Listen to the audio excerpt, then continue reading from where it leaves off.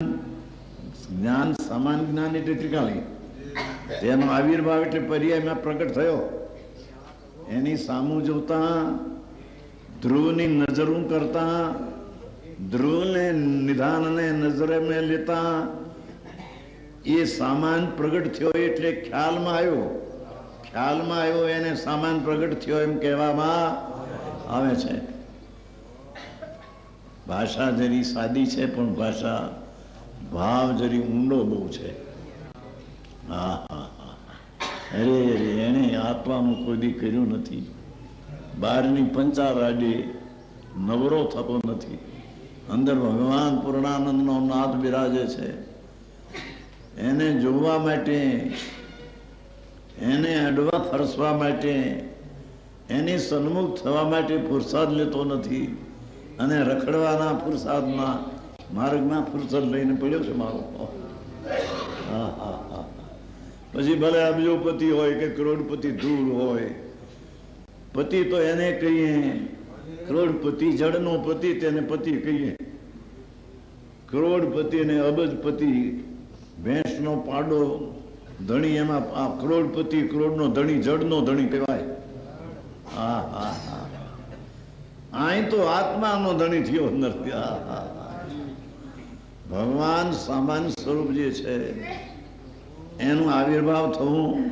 હા હા, અને વિશેષ જ્ઞાનના તિરુભાવ એટલે જ્ઞાનમાં જે અનેક જ્ઞેયોથી જ્ઞાન ભંગ પડતું, જ્ઞાનની પર્યાયમાં બીજા જ્ઞેયોને જાણતા ભંગ પડતું, તેનું ઢંકાઈ ગયું.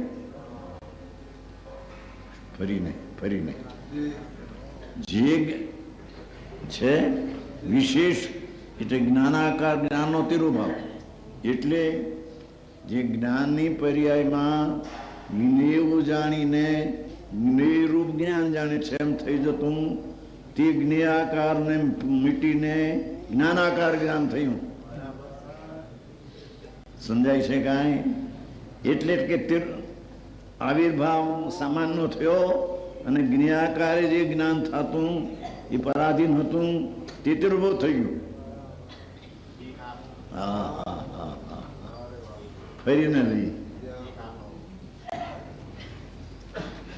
વિશેષ જ્ઞાનનો તિરુભાવ આચ્છાદન એટલે કે જ્ઞાનની પર્યાયમાં ભેદ રૂપે જે અનુભવ હતો અને જ્ઞેય જે બીજા જ્ઞેયો છે જે બીજા જ્ઞેયોના આકારે જ્ઞાન પ્રણમતું એ પરાધીન હતું. બીજા જ્ઞેયને જાણવા પ્રણમતું તે જ્ઞાન પરાધીન હતું. એ જ્ઞેયાકારનું તિરુભાવ થઈ ગયું.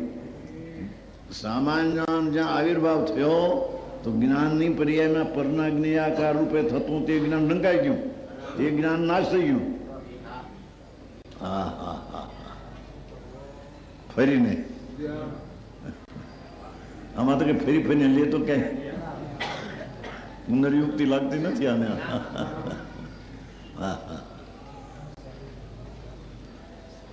સામાન્ય જ્ઞાનનો આવિર્ભાવ અને વિશેષ જ્ઞાનનો તિરુભાવ એટલે કે જ્ઞાનની પર્યાય જ્ઞેય સ્વને ન જાણતા જે જ્ઞાનની પર્યાય પરના જ્ઞેયાકારે પરણમીને રોકાઈ ગઈ હતી, એ આ સમાન જ્ઞાન ઉપર દ્રષ્ટિ પડતા તે જ્ઞેયાકારે જ્ઞાન થતું તે તિરુભાવ ઢંકાઈ ગયું. સમજાણું કાંઈ? ભાષા તો હાદી પણ ભાવ તો ઝીણા છે ને બાપા. હા હા હા હા, બે શબ્દમાં તો આપણું ભર્યું છે. સામાનનો આવિર્ભાવ ને વિશેષનો તિરુભાવ. હા હા હા, ભગવાન આત્મા સામાન્ય નામ ત્રિકાળી સ્વરૂપ જે છે તેની દ્રષ્ટિ થતા ભાવ શુદ્ધ જ્ઞાન થતા જે ભાવ સામાનનો આવિર્ભાવ કહેવામાં આવ્યો. આવિર્ભાવ એટલે સામાન પ્રગટ્યું એમ કહેવામાં આવ્યું. પ્રગટ્યું તો પર્યાય પણ સામાનનું લક્ષ્ય કરીને પ્રગટ્યું માટે સામાન પ્રગટ્યું એમ કહેવામાં આવે છે. અને એ વખતે વિશેષ જ્ઞાનની પર્યાયમાં અનંત જ્ઞેય આકારે થઈને જ્ઞાન ખંડ ખંડ થતું, જ્ઞેય આકારે જ્ઞાન થઈને ખંડ ખંડ થતું, તે ત્રિભુજ થઈ ગયું, તે ઢંકાઈ ગયું. હા હા હા, જરી ઝીણું છે થોડું. ગાથા જેવી છે ને પ્રભુ, 15મી ગાથા તમે જ લખી છે કે આ વાંચવી. હા હા,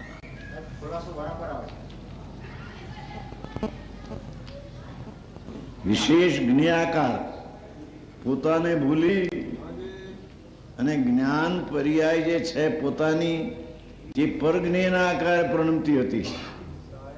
પોતાના જ્ઞાન આકારે ભૂલીને પરજ્ઞેય આકારે જ્ઞાનની પ્રણતિ થતી હતી. પરને જાણવું રોકાઈ જતું, એ કંઈ જ્ઞાન નથી.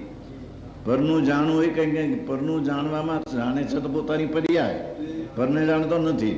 પણ પર તરફના લક્ષવાળું જ્ઞાન, એ પરજ્ઞેય આકારે થયેલું જ્ઞાન, તે સમાન જ્ઞાનનું પ્રગટ થતા તે જ્ઞાન જ્ઞેયાકારની પર્યાય ઢંકાઈ ગઈ, આસાદન થઈ ગઈ, રોકાઈ ગઈ.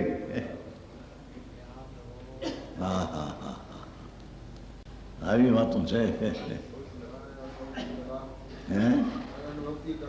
હા હા હા,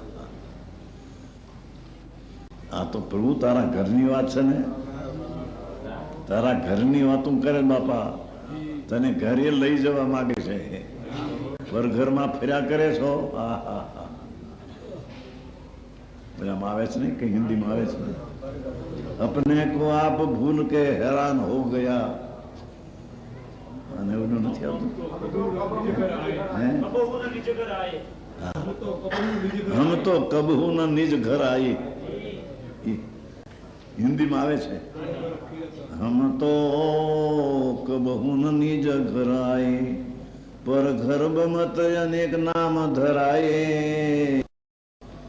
પર ઘર ભમત જ્ઞાન પર્યાયની છતાં એ જ્ઞાન પર્યાયના જ્ઞેયનું આકારનું તેને જોવા રોકાઈ ગયો.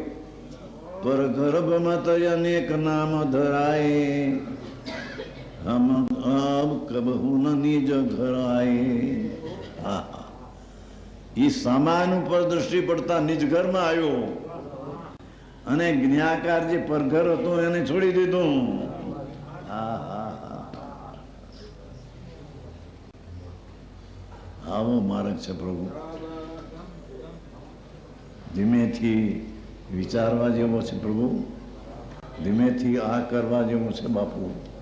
બાકી તો દેહ વયો જશે, દેહ તો નાશ થઈ છે. આ તો મહાનની રાખ છે, મસાણની રાખ ત્યાં આવડી નહીં થાય, થોડી થઈ જશે. એમ પવન આવ્યો ને ઉડી જશે. આ હા હા, રજકણ તારા રખડશે અને જેમ રખડતી રેત. આ રેત રખડે છે ને, એમાં રજકણ તારા રખડશે ને જેમ રખડતી રેત. પછી ન રતન પામી શક્યા, ચેત નર ચેત.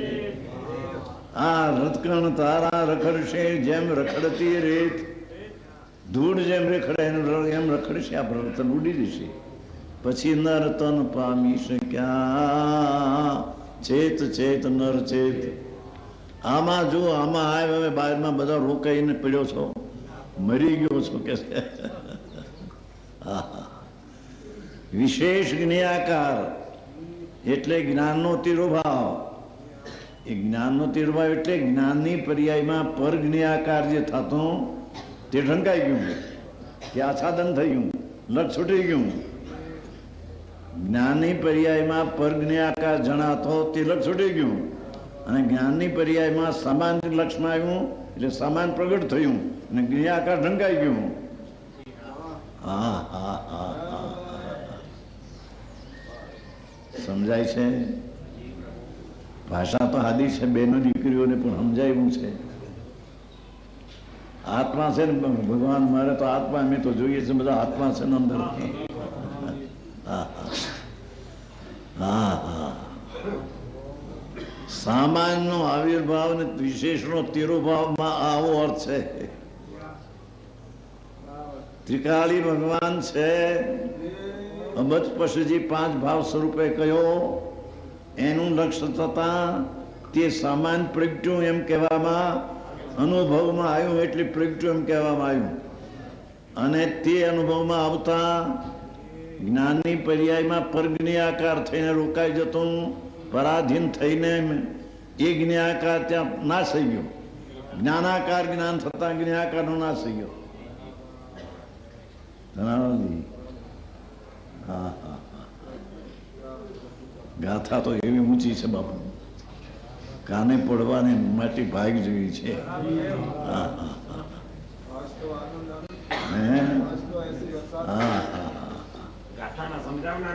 ગાથા એ તમે માગી ને બાપા, તમે લખી છે ને બાપુ. ગાથા સૂક્ષ્મ માગે છે, ચર્ચા સૂક્ષ્મ કરવાની આપ ના પાડો છો. ગાથા સૂક્ષ્મ માગે છે, ચર્ચા સૂક્ષ્મ કરવાની આપ ના પાડો છો. એ સૂક્ષ્મ તો ઓલા તમે તમારા ઘરનું ઓલા પૂછતા હોય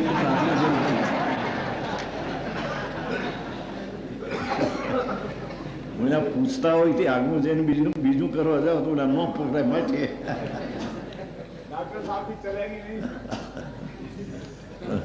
પૂછનાર એમ જ જાતનું પૂછ્યું હોય, પણ એમાંથી આગળ મૂક્યું જ જરી ઝીણું પડી જાય.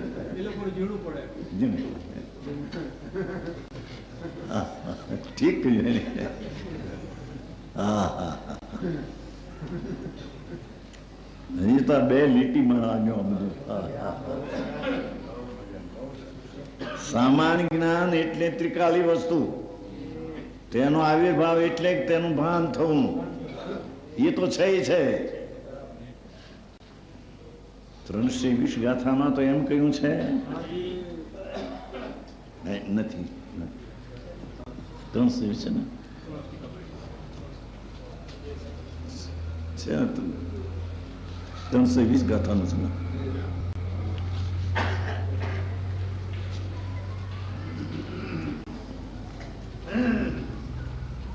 શકલ નિરાવરણ 320 ગાથા સંસ્કૃત છે. જે શકલ નિરાવરણ અખંડ એક પ્રત્યક્ષ પ્રતિભાસમય અવિનશ્વર શુદ્ધ પરિણામિક પરમભાવલક્ષણ નિજ પરમાત્મા દ્રવ્ય તે જ હું છું. આ સંસ્કૃતનું છે અને આ લખેલું જુદું પડ્યું છે. એ પાનું જુદું છે, પાનું જુદું છે. લખેલું મૂળ લખેલી પડી છે. હા હા હા, यहाँ કે છે વસ્તુ તો વસ્તુ છે, વસ્તુ તો સકલ નિરાવરણ છે. વસ્તુ પ્રગટે છે ને વસ્તુ આચ્છાદન થાય છે એમ નથી. શું કહ્યું? જે દ્રવ્ય છે ત્રિકાળી ભગવાન, જે દ્રવ્યને આવરણ છે અને દ્રવ્યનું નિરાવરણ છે એવું છે જ નહીં. દ્રવ્ય તો ત્રિકાળ નિરાવરણ છે. આવ્યું ને, સકલ નિરાવરણ ત્રિકાળ નિરાવરણ. પણ પર્યાયમાં રાગનો સંબંધ છે, તેથી આવરણ વાળું કહેવામાં આવે છે.